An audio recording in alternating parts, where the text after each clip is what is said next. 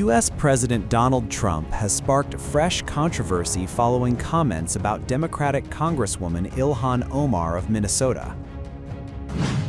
In a post on Truth Social Sunday night, Trump asserted that Omar should either be jailed or sent to Somalia, the country where she was born, citing what he claimed were large-scale fraud concerns linked to Minnesota's Somali community.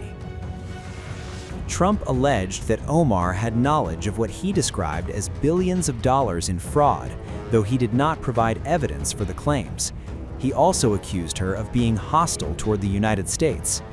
Ilhan Omar has served in the U.S. House of Representatives since early 2019. She became a U.S. citizen in 2000 after arriving in the country as a refugee from Somalia. In the same series of posts, Trump defended immigration enforcement actions carried out by ICE, saying the agency is removing violent criminals from the country. He questioned why Minnesota officials have criticized those operations and described some protesters as paid agitators. Trump also repeated a long-standing allegation against Omar regarding her personal life, a claim she has denied and that has not been proven.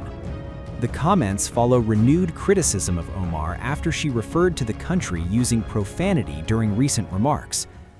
It is clear that our Republican colleagues are not here because they were comfortable in taking money from that would be allocated for food stamps.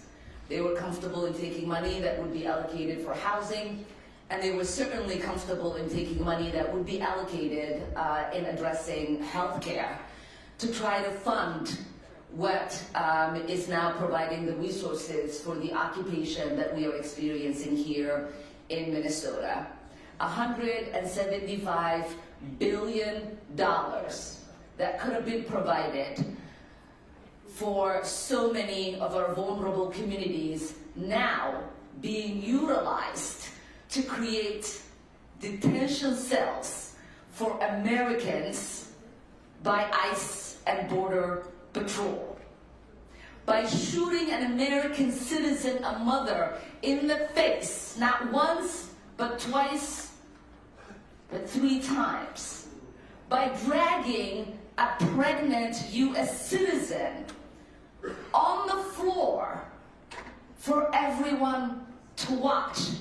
And as Representative Aaron Cagle just sent me, is staging 4 ICE trucks in front of Spring Lake High School as kids are being let out for their lunch break.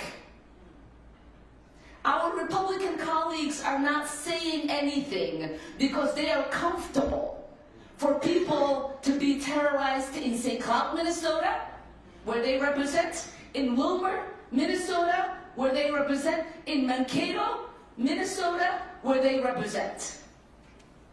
And we've seen what's been happening in Rochester and in Rosemount. This is not just an occupation that is terrorizing people in Minnesota that live in Minneapolis and St. Paul, which they are comfortable with when the president says he's coming for retribution because they think it's Democrats who voted against the president that he's coming after. But it is all of Minnesota.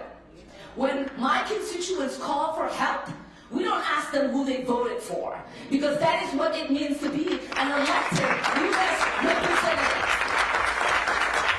So it is appalling for our colleagues on the other side of the aisle to be okay for the president to carry out retribution here in Minnesota.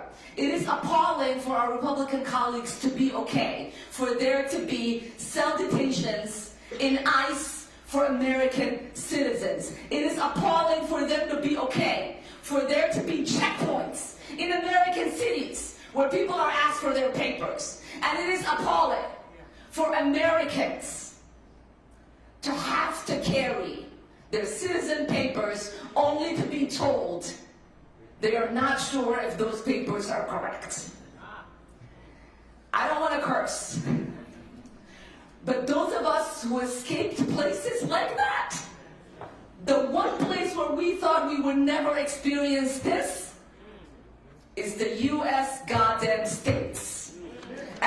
all be ashamed that it is the United States that is allowing for this to take place, and it is being forecasted and broadcasted to the rest of the world, where people are calling and saying, are you sure?